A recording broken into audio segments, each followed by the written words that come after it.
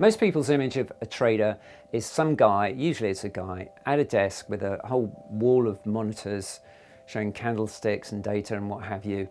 And he's there from, 7 in the morning or whatever it is till late at night, glued to his screens, and he's trading away and hopefully making money.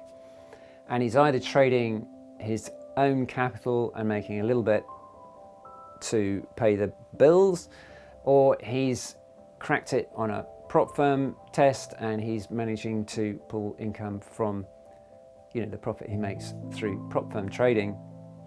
And that's typically the image we have. If he's been doing this for a while, he might have decided to become a coach, and so he's now a trader and a coach, and he makes extra money on the coaching. And in many cases, really it's the coaching that probably contributes as much to his income as the actual trading income. But here's another way of doing things, and it comes through in the interview I had with my next guest, Khalid Alabdulah. Khalid is based in Dubai. He grew up there. He's an Arab national, and he takes a slightly different viewpoint, which I found very interesting. He's a trader of some years. He now trades with a community of traders as a coach, and he has a slightly different approach from most of the traders I've come across. He views his community as a kind of a pool of potential business relationships. He sees the coaching and his community that he's building around his coaching as a means to develop other endeavors that he has got on the go and to explore new opportunities. So I thought that was quite an interesting way of approaching it. He has no illusions about making loads of money, either as a trader or even a trading coach or through prop firms. His focus is more on developing his business world. So here's our conversation. Khalid Alabdulah. Khalid, hi, welcome to Traders Live. How are you doing? All good, man. All good, Nick. Finally, we made Finally it. we got here after a bunch of technical issues, but there you go. It often happens. So you're based out in Dubai. I'm here in Yes. London. And you grew up in Dubai?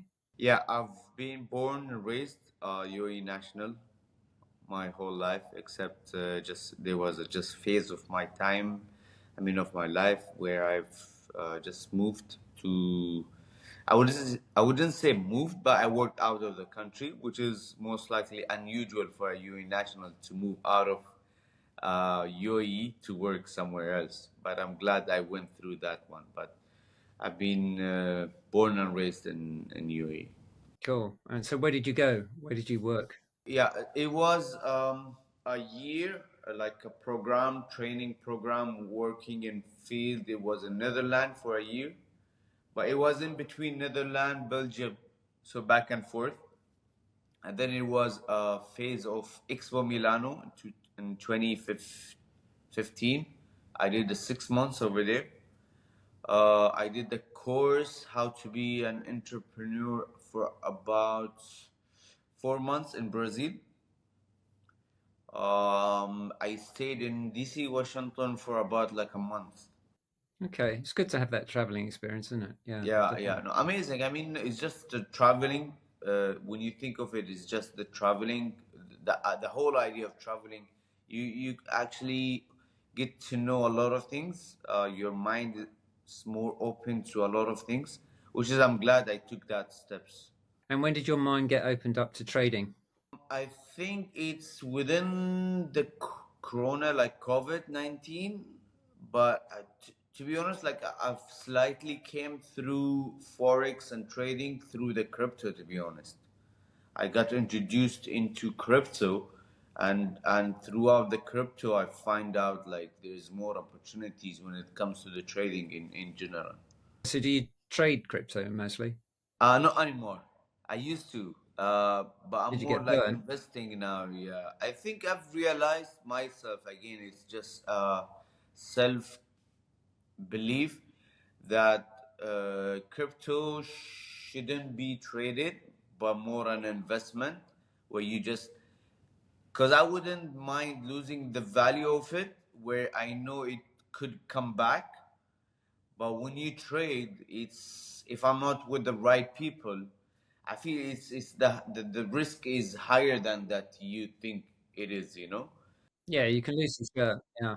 Yeah, this is again, this is my from my own experience. Like if I don't know the right people, uh, basically the whales who control the market, I wouldn't, my money wouldn't be in safe.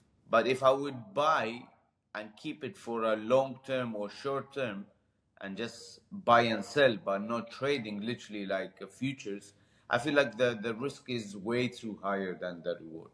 So these days you trade mostly forex or shares or what? Yeah, so my favorite pairs have been for a while is US 30 index, forex, JBG, JBY, and definitely gold. I feel like I have to be part of the club. Have to include gold. And when did you meet James Bentley, the trading coach? Because that's how we met, isn't it? Right, right. So, shout out to James actually. Me and James, we've been in touch and in contact throughout the social media when he was back home. And we always wanted to catch up and meet up, like whenever he comes for a visit. Unfortunately, I get into some back to back meetings and we could not catch up. And we did catch up the first time when it was in Forex Expo back in October, November, when we met like physically face to face, and then I visited their office. We start speaking like further about like more opportunities. A very genuine guy. I really respect the way how he got himself from to a very knowledgeable guy. Like he knows what he's talking about. Like there are so many people, even though they are successful, but they lack some sort of knowledge when it comes to the whole space of this one, which is not bad because they don't need more information, you know. But when I speak to James, I feel like it's a whole package. Like he knows in and out, you know, and he knows more than what he maybe needs to know. Where I'm like, okay, wow, that's actually something good to keep, you know. Did you join one of his courses? I joined one of his free courses where I brought a few of students in as well.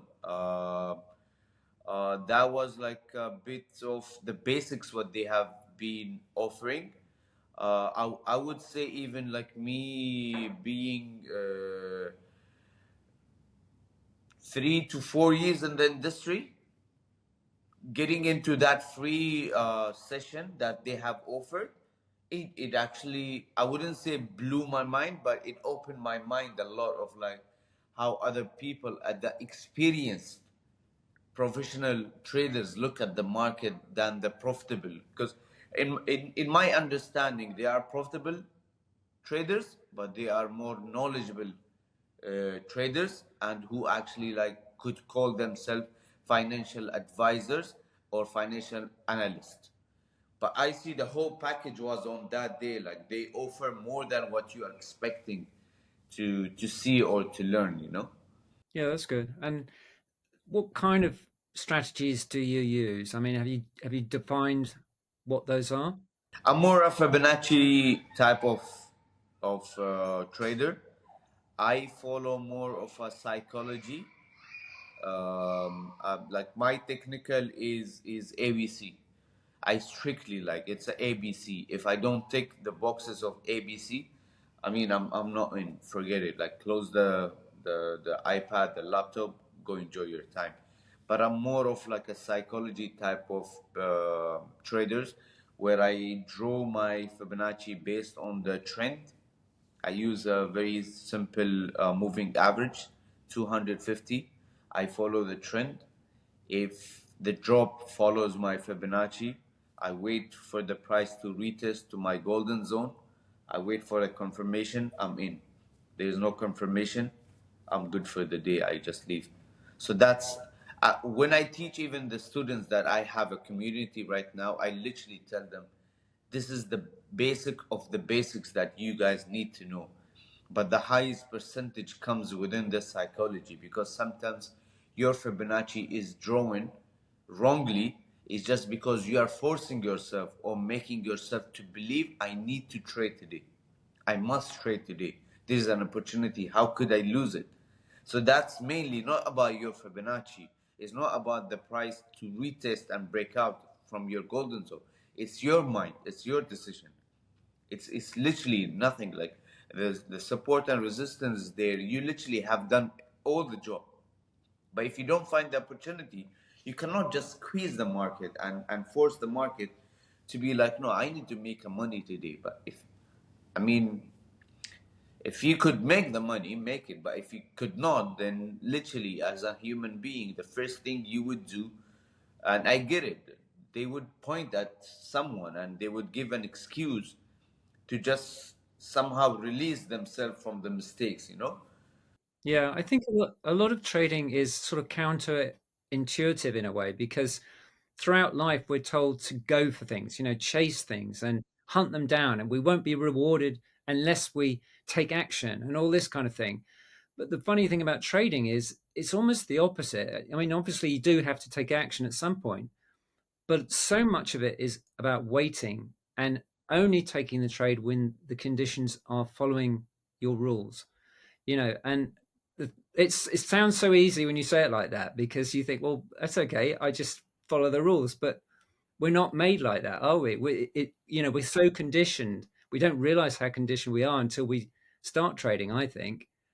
But we are very heavily conditioned to take action, and actually we have to learn to kind of undo that, I would say. No, I totally agree with you, and a few things that you have mentioned also plays a big role when you say the waiting. I feel like I've heard it somewhere, and I think it came from someone who have been trading for more than 20, 30 decades. I forgot the name. I can't recall the name. And he says if I had the chance to rename the trading, I would call it waiting. And it makes so sense to me. I'm like, exactly, this is all about waiting. Like the trading is all about waiting. You just keep waiting for the right time. I mean, right session for the right pair for you to just click that one button, which could make you a lot of money. Because as you said, like it sounds too easy when you put it this way. And I think that's why maybe the 80, 85 percent of whoever have lost unfortunately in this industry is because they get caught up of seeing how maybe the other influencers, aka the marketers, traders, making it very sounds easy to them, where they actually don't see the behind the scenes what is happening, which is the waiting, the frustrated, but they see only a reel of like 40 minutes. They have made 7,000 in one trade. I made a 30K in 1 week. But there's so many things behind that one. The truth, which is not being said, like the capital of that trader is quite high, which you cannot compete with to make the same amount that he's making. And the new beginners unfortunately falls into the zone of like, okay, so if it sounds that easy, then I need to make this or more. I cannot accept less, you know. And again, would you when you sit with them and you start questioning them, like, but do you think a doctor can be this easily as a doctor? And they'll be like, no, he cannot. Impossible. But then if you go back and you're like, but how could you make a trader to earn this much? That easy. Otherwise, like, why would be all of us just sitting and working from 9 to 5 or whatsoever? Because it's all same. It's just your mind have been following and fall into the social media and the results of the people who have made XYZ without knowing what's the behind the scenes, how many years they have been working, day and night and all that, which is unfortunate. It's truth to be said, but I mean, everyone has an intention of why would they put those results of like higher numbers to maybe sell some sort of courses, grab some attentions and all that, which is again the reality of it. Like you have to live it until you figure it out. Sure. You mentioned that you use the Fibonacci tools for Right. for your main strategy. Did you chance on that early on, or was it a sort of series of, you know, trial and error, if you like? You know, you tried this and it didn't work, you tried something else and didn't work, and finally you landed on Fibonacci, or was it quite early on you found it? No, no, no. It's just recently, to be honest, I landed to know about Fibonacci. And starting with, to be honest, I was just playing with the buttons. When I see a green, I'm like, okay, let's follow the green where it takes me. And the next candle, I'm like, oh, why is dropping down, you know? I What literally time frame do you like? I started with the 5 minutes, and I'm glad it goes this way. So I started with the 5 minutes, went to 15, went to 30, went to 1 hour, where at the moment I don't go anything below 1 hour unless I'm too curious to understand, because I'm only left with one box to tick that box for me, for my confirmance, like my confirmation to take that trade. In that case only I would go to 30, but I would never go below 30, because by now I have realized how clear and smooth the 1 and 4 hour gives you is unbelievable. It changed my whole trading experience for the last 3 years. When I used to trade actually 5 minutes, I literally didn't have a strategy, to be honest, Nick. I just followed the trend, and I used to fall into having so many Telegram signal groups for free. And I see, and I think I mentioned this, I had this talk with one of my students. Like, I literally used to take buy and sell gold at the same time. And right now, when I'm thinking of it, I'm like, what? How come like my mind could believe? And I think I was chasing the money, and that's why I made it sounds like it could happen, you know? And it's crazy. Yeah, on one level it seems really clever and exciting, but Right, when it goes right. wrong, It is you totally are like, really going to pay for and it. now when I'm starting questioning myself, I'm like, why would I do that? Like I just want to know, like, because I want to highlight this in near future when I want to get a mentorship or so. I want to highlight and convince someone why they should not do it, because I feel like I'm not the only one who got trapped into this by believing buy and sell could actually put me in a profit, you know. And I literally didn't have a strategy, to be honest, Nick. I was just following whatever comes through. Like, I'm in Instagram, I see something popping, gold on sell, I'll immediately go and take the sell. I wouldn't even analyze or write in a journal like, why would I took that one. I'll just, if I lost, I'll just skip that group. I'll jump into another one. If I win, I'll take another signal. I lost, I'll delete that one. So I literally did not have a strategy for almost like a year and a half. It's interesting you talk about Fibonacci because some of the people who've been on the show have been using a very unusual or unique trading proprietary tool that is a Fibonacci tool and Fibonacci method taught by Alla Peters Plocher. She's Right. actually Ukrainian. She's based in the States, but she has this very unique way of kind of identifying the different levels that you have on the Fibonacci. And it's not quite the same as the tools you'll find on, say, TradingView. And some of the students she has have been on the show and talked about their experience and had phenomenal results. So I definitely think the Fibonacci is a very good way to go. I use the Fibonacci tool as well on occasions, but I'm very intrigued to find out more about how her thing works. I mean, the courses are a bit expensive for me, but Right. at the moment, but one day I'll get around to it. I think because I think you go into it's a more precise way of using Fibonacci levels. But in your first year, were you very up and down with your results? I mean, it sounds as if you were, and it took like maybe 2 years, 3 years before you started to find consistency. I wouldn't say even up. It was down.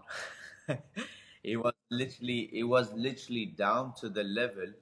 I remember even I used to have like a chit chat with my wife, and I'd be like, I don't think so. This old chart actually excites me, and I like the idea of like being a trader, where like you have freedom of your time. You can spend your time with your family wherever, and you can do your work from wherever. I love the idea of what the trading could bring for me as in value, but I wasn't excited about the charting and all that, and for me it was like too much.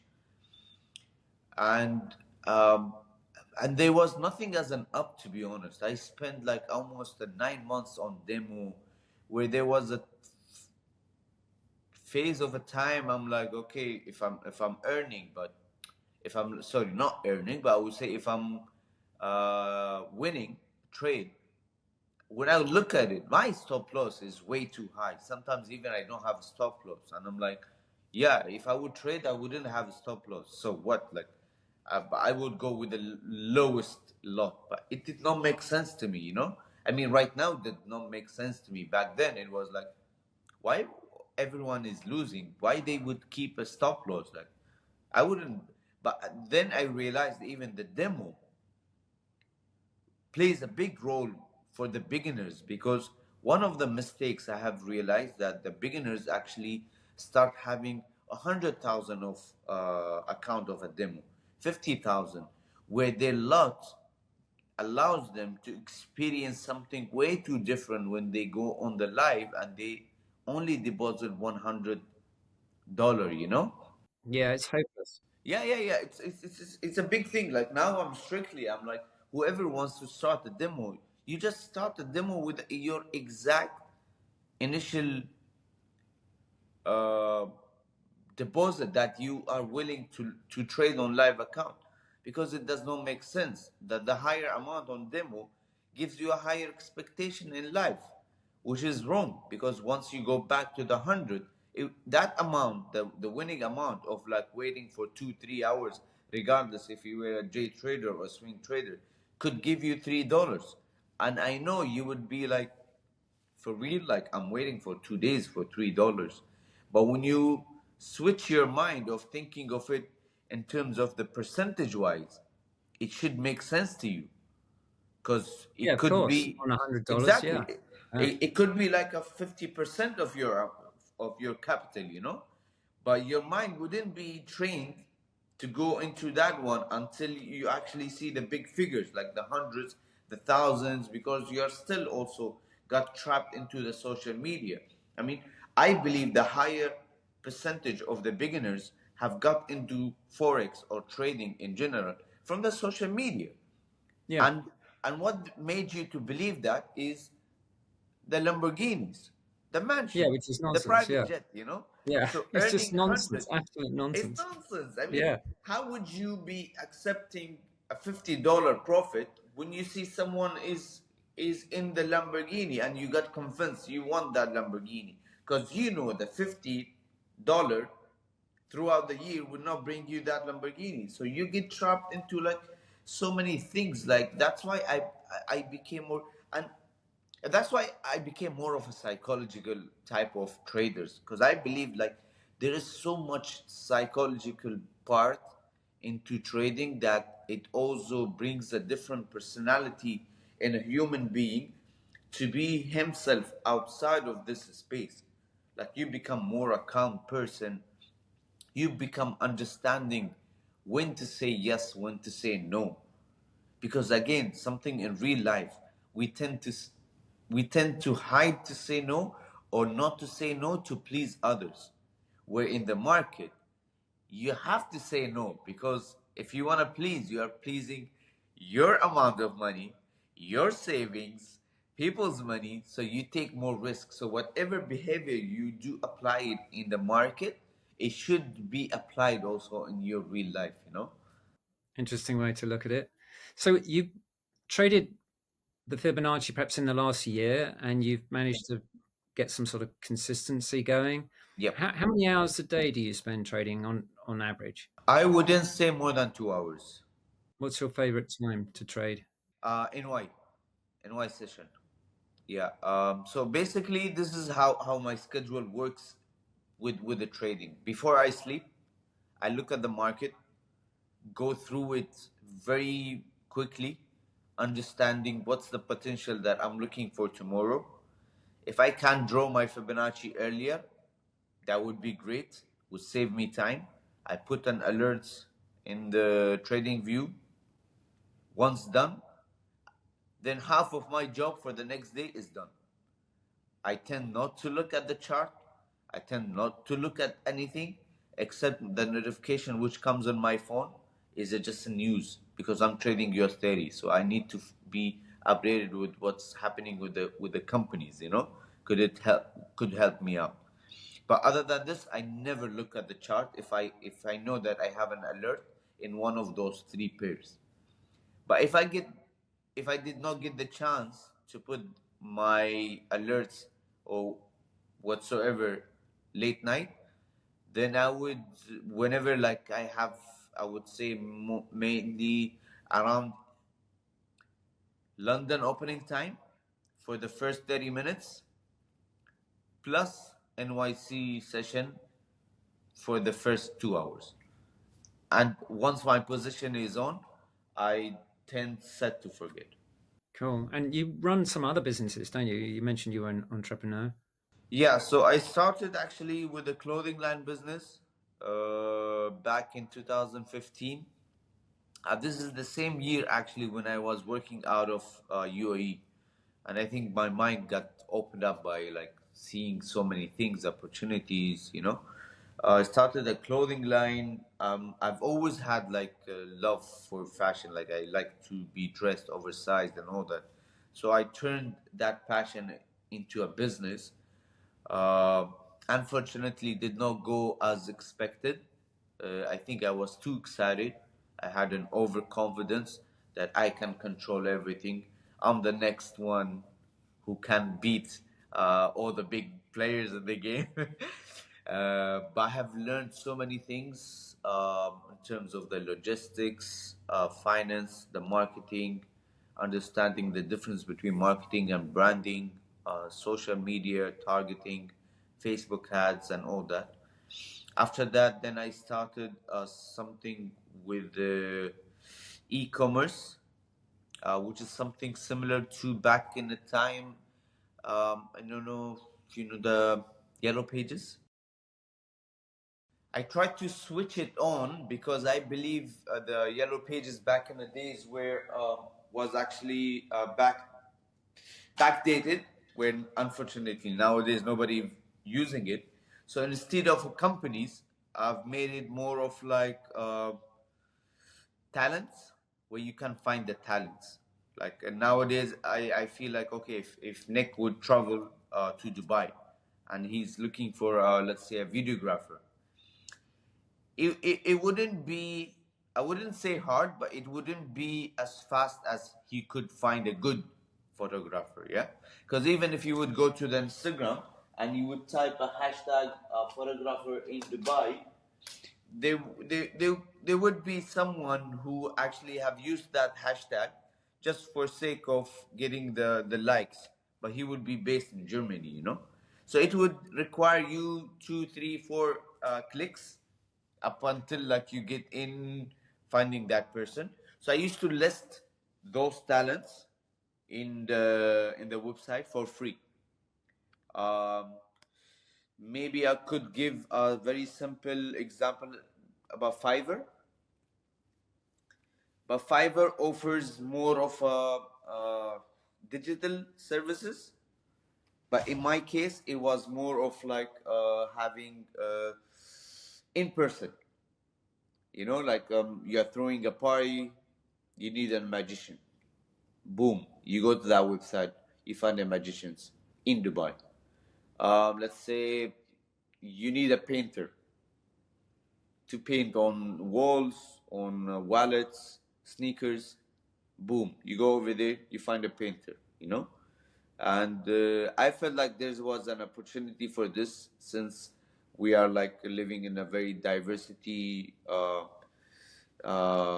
country where you have so much talents around. And I'm like, you know what, I think collaborating with every single of them, and hopefully one day like those successful people could actually their own company by having a platform which allows them to expose their talents throughout. And again, one of other reasons why I started this, because I had a very good connection within the government sector that I could get a good support with exposing those talents to the public. That was I started halfway. I posted for a while. It was a bit of marketing issues. I could not go through and threw out a very strong one. So I was like, okay, let me hold it on. Uh, I'll come back to that one. This is still on pause.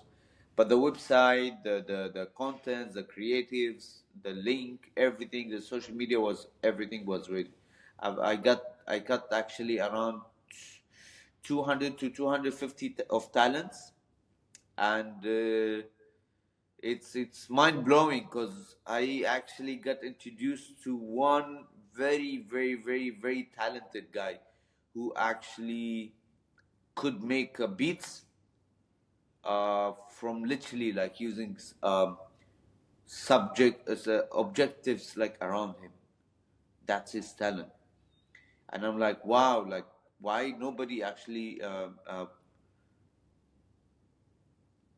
looked like could work with you or give you a platform like to expose what you had.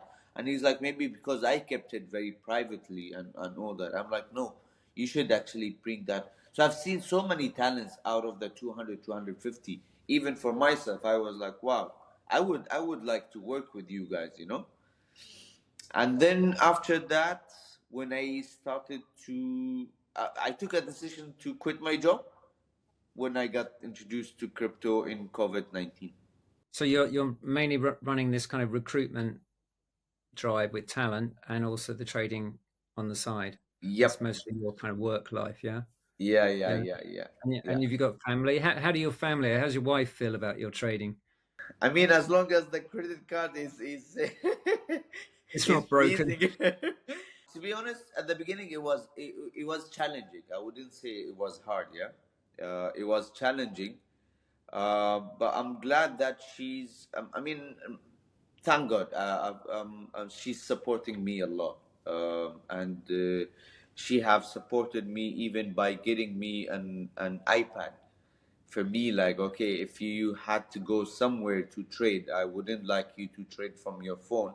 I know you can do that one, but what would you prefer, like a laptop or iPad? Where I'm like, I would prefer an iPad. And she literally supported me with that one intentionally, knowing that, okay, if you believe, and I think I really respect that belief. The same way I need to show the respect back by understanding whenever she needs her time. I wouldn't care even if there's an opportunity in the market. I would take, for example, like our son, and I would go to the playground and be like, okay, that's your time, you know? So I don't want to be selfish as well, like just get into trap of if there's an opportunity, I'm trading. I don't care about whoever thinks what, you know.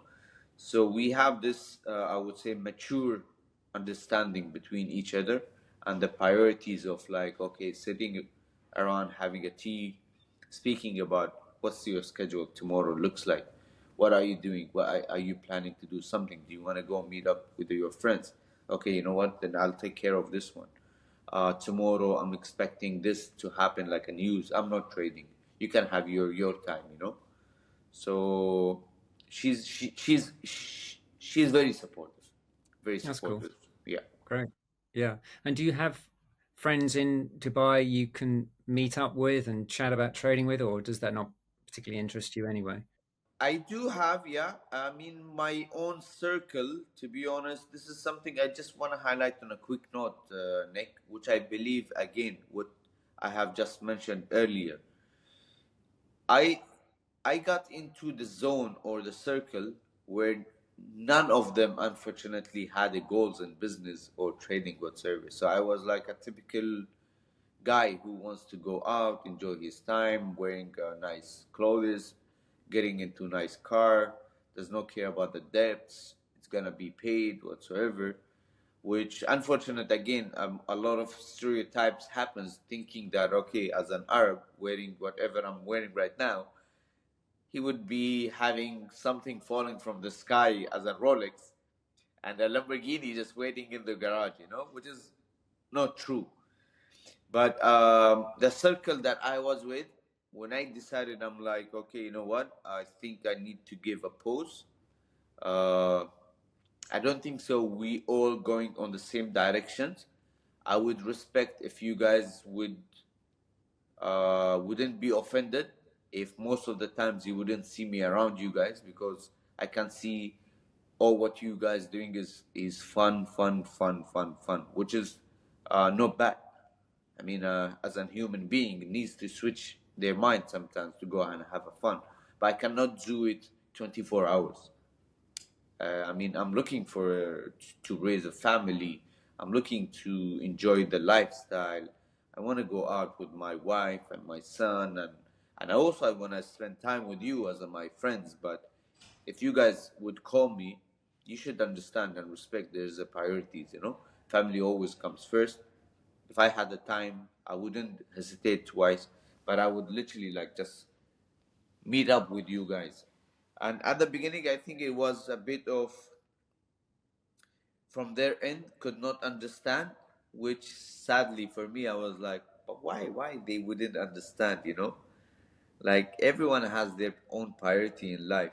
But I think now they get it, and I feel like now they are coming back to me saying, Khalid, could we get into the circle? Like, can we just learn how to trade and all that? And I'm glad that now I'm teaching them, because to be honest, I want to go out, even having fun, knowing that whoever around me, if I had a contribution or added value in their financial life, I would be proud of myself. I'd be like, at least like I literally helped them out. Because I want them also to have fun to the maximum without looking at the price. Because I know at the moment where they are standing, like they would have fun, but they would be certain date they will be like, oh holy, like we don't have anything. Well, how could we have fun tomorrow? Like we don't have anything, we lost it. So I want them to be within that circle, to earn, be profitable, consistent, and you want to enjoy your life in the right way. Like reach to the point where like the price tag does not matter to you, where the fun is in 5 times what you've been doing back in the days. So that's my aim right now. I'm glad that few of them are coming back. They're like, okay, let's sit together. We see your vision, like, and now we understand like why would you be doing such and such in back in the days. So few of them actually back.